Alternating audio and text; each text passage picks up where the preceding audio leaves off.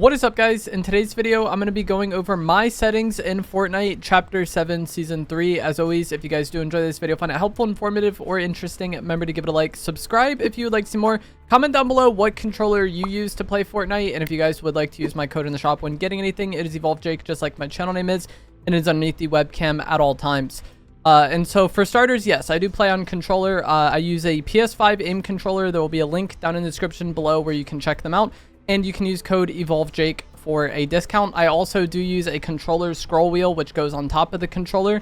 And there will be a link to check that out as well, but I'm not affiliated for them. I use that to get to weapon slot 1 and then also for scroll wheel reset when playing build mode. So to get into the settings, the display settings are very basic. Full screen, 1080p, 240 FPS, performance mode, and then pretty much everything on low except for view distance, or textures on high. I was told performance mode, textures high just makes the game run better, and there's not that much of like a difference here. And then the view distance I probably should have higher than what I do. I don't know why I have it medium, but yeah, this affects mainly the range at which you can see loot, which is beneficial, especially when you're trying to land on a weapon. And with the free fall landing mechanic, there might be times where you're trying to dive onto a gun and you want to see what that is from decently far away. With the past landing, I felt like that always didn't matter as much because since glider lock was a thing, you would be landing at the same rate regardless. But with free fall, I think being able to see the weapons on the ground a bit better is nice. And then meshes on low, this is like a build mode thing. And then show FPS on, latency markers off, low latency off, report performance disabled, audio settings, main 100, music, I usually have like 20. This is the lobby music. Gameplay 70%. This is what I've had for a long time. I probably should turn it up because of the audio nerfs that happened this season. Sound quality high, 3D headphones off. Again, this is just what I've had for a very long time. And what matters most with audio is that you understand kind of what you're hearing. And so that's why I don't really change things like this. Hit markers on legacy, same thing. This doesn't really matter too much. It's just preference, but I like the legacy hit marker sound over the Chapter 7. Licensed audio off. This is for emotes and stuff. I don't think this matters. And now the gameplay settings, toggle sprint off, auto open doors on, mental activation, hold jump, hurdle activation, press jump, hold to swap pickup off. This is like when you're going to pick up loot, you can hold the button to drop your currently equipped item for the one you're looking at if you don't already have a full inventory, and I've just always had that off. Aim down sight when held. Mark danger when aimed on sight off. Auto pickup weapons off. This is for the pump and dump. Preferred item slots, I just have shotgun slot 1, and then pretty much everything gets arranged around my shotgun. The reason I don't go super in depth with this is because my loadout does kind of change. There might be times where I'm using an shotgun AR, and then I want the AR in slot 2. This season, oftentimes it's shotgun pistol, and so I'd have my pistol in slot 2. There are times where I use the Stinger SMG, especially early on in the game, and then at that point, I'd probably have SMG 2, pistol 5. And then mobility gets interchanged. So like the only real consistent important thing to me is shotgun slot 1. And that's what I want to happen 100% of the time, especially off spawn. So that we just have that way. And that's what I've had for a long time.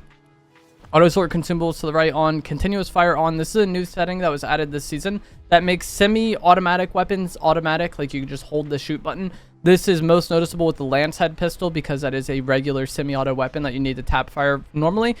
This setting isn't very good. When you're using it with the lance head, if you just hold the shoot button, it shoots incredibly slow, but it also doesn't hurt to have on, and there might be times when I'm using the lance head where I want to actually hold it, you know, if I'm trying to swap weapons or, you know, focus more on movement or something like that. So I have it on because it doesn't hurt, but it also, a majority of the time, if I'm using the lance head, I'm going to be tap firing it because it will shoot much faster when I'm tap firing it than it will when I full spray, or when I hold. Simple build off, reset building choice on, turbo building on, simple edit off. Auto confirm edits on reset. For most people, auto confirm edit on both would probably be ideal, and I probably should use, you know, edit on release, but it is what it is. Tap to search, interact on. This FOV setting is for like not the actual gameplay. Replays on, but replay mode is broken constantly anyway, so it's not like it matters. And then one thing that's important for this season, or not really important, but I've seen it in a lot of my comment section, is going to be the hide sprites on my back setting. So this makes it to where you don't see your own sprite on your back. Other people will still see your sprite. Your teammates will still see your sprite. You will still see other player sprites. This is just only affecting your perspective of your sprite. And so I've seen a lot of confusion in my videos of people saying like, how do you have this sprite if it's not on your back? Or how are you hiding your sprite from other players? It's just your own perspective of your own sprite. Everyone still sees it, but it's just in the game section of the settings. And then none of this other stuff matters.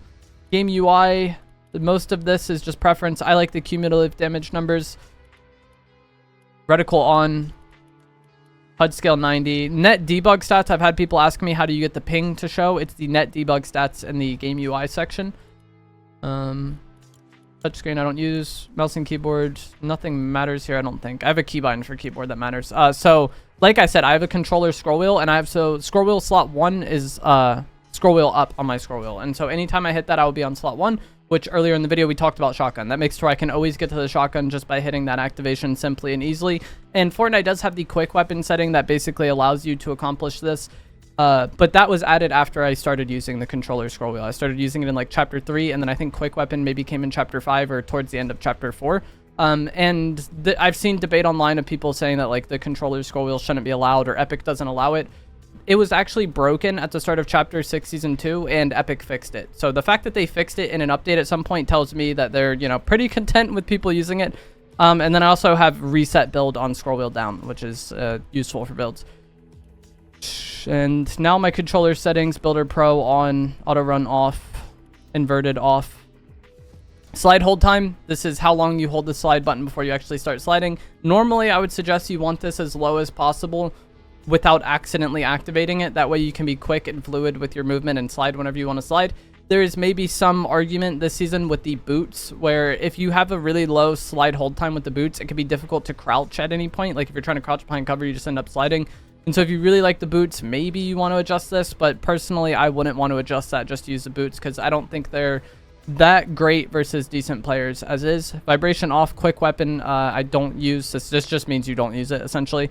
Like I talked about, the main benefit of this is a good setting, and for a lot of people, it'd be ideal, especially if you don't already have incredibly good muscle memory for the regular swapping. But I've been playing for a long time. My muscle memory is pretty good for the regular swapping, and then also I have the scroll wheel, like I talked about, that is kind of one of the main benefits of this, but this just makes it to where you have a single button click to get to slot 1, which is, again, very important because most controller players put their shotgun there. And then you also have a bunch of different binds to swap weapons. It can be good, and if scroll wheel wasn't a thing, I'd probably use it. Build sense 2, edit sense 2.2, horizontal and vertical 40, no boosts, 1111 ADS, no boosts again, 1.1 scoped multiplier, linear, 0 look dampening time, aim assist strength 100. So for these settings, this is obviously your base, like walking around, looking around sensitivity. You want this, I think, fast enough to be able to track enemy players in close range situations, but not so fast that you don't have any control. ADS, same thing. This is going to be your sensitivity when aimed in. I feel like I have a larger than, or I have a higher than normal ADS sense, but this is just what I've liked for a long time. Linear versus Expo is how your sensitivity increases. Linear feels more fast and kind of immediate, but it also kind of feels more loose and uncontrollable at times. And then Expo is a little more gradual. Your sensitivity increases a little more gradually when you move the analog stick, which allows you typically for more control, especially in longer range fights, but maybe isn't as fast for reacting in close range situations. Linear Expo, there's a lot of debate which one's better. They're both good. There's very good players on either. A lot of it is preference and a lot of it is playstyle. And just because, like linear, for example, I said one of the main disadvantages is like medium to long range, and it can be a bit harder to make those small adjustments. I play linear, and my long range aim is typically pretty good. There's Expo players that are also very good at close range. Like the strength and weaknesses of these different settings is more of just like a, I don't know how to describe it, but like it's somewhat of a disadvantage or somewhat of a weakness, but it's not so much that you can't overcome it if you know, are comfortable with it. Left stick dead zone 10-10, trigger release 5-5, but I have digital triggers or trigger stops, so it doesn't really matter what I use for this. And even playing with a regular controller when they added this setting and trying to figure out what it did, I put it all the way low and all the way to the max, and I really couldn't feel a difference either way. But it basically just sensitivity for your triggers. The lower it is, the more reactive your triggers are going to be. The higher it is, the harder it's going to be to press them, essentially. But I couldn't really notice a difference one way or the other. So tweak zone setting. This is a new setting that was added this season. I do have an entire video dedicated to this that will explain it better. But essentially, it just makes it to where your crosshair isn't locked to the center of the screen. And from my experience, it feels good for making minute adjustments, especially in medium to long range. Like I said, that might be one of the main weaknesses of linear. And I feel like linear with tweak zone kind of shores up one of those weaknesses. I have it only for scope or aiming, so my hip fire still feels completely normal. I am going to try it at some point with hip fire again and see, but initially when I first started using it, I didn't like it with hip fire. And then you can also choose if you want it in your build and edit mode. I just have my builds and edits normal. The tweak zone, also with tweak zone, not only is your crosshair no longer locked to the center of your screen at all times, it basically allows you to make adjustments within your dead zone. The setting that we talked about here, where's it at? I can't find it. Okay, here. It's how much you move the analog stick before the game starts to register movement. And typically with these dead zones, I think you want it kind of as low as you can get it without getting stick drift, while also feeling controlled. A lot of times if you just put it at the lowest, especially if you are used to the default, it will make your game feel really loose and kind of uncontrollable. But the default dead zones probably also aren't ideal. So you probably want it lower than default, but too low might feel uncontrollable to you. But again, normally this is how much you move the stick before the game starts to register input. And because controllers aren't perfect and they're kind of mass produced, each controller can be a little bit different. And that's why this setting exists.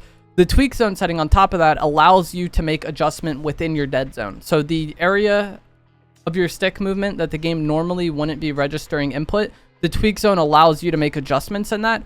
And the initial setting, tweak zone, is how much stick movement on top of your base dead zone is affecting the tweak, or the kind of the aspect of your crosshair not being locked to the center of your screen. So this is in addition to your dead zone, how much tweak zone you have. I have 15. And then the tweak offset is basically how far from center your reticle can actually move. Like I said, this unlocks your reticle from the center of the screen. The higher of this, it's going to be moving more. The lower, it's not going to be moving as much. Think of this like the sensitivity for the tweak zone. The higher this is, the more tweak you're going to get.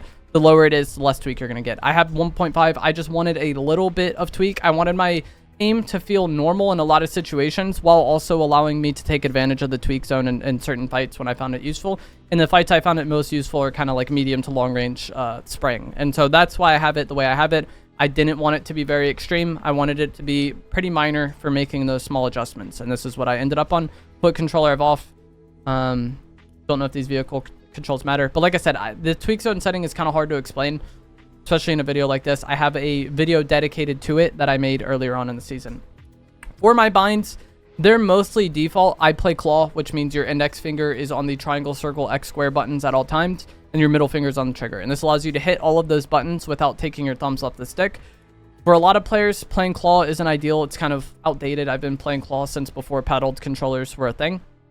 And so the only paddle I use is actually going to be the sprint bind, and that's left on the D-pad. That is my sprint bind, and I use a paddle for that. Everything else is pretty default. Crouch is right stick. Jump is X. Reload is square. L1, R1 swap. Toggle pickaxe left stick. Place marker on the D-pad. R2 shoot. L2 ADS square reload. The targeting mode was for certain snipers. And then my build binds are also like incredibly basic. I use triangle edit, and then the circle switch mode, and then the basic binds.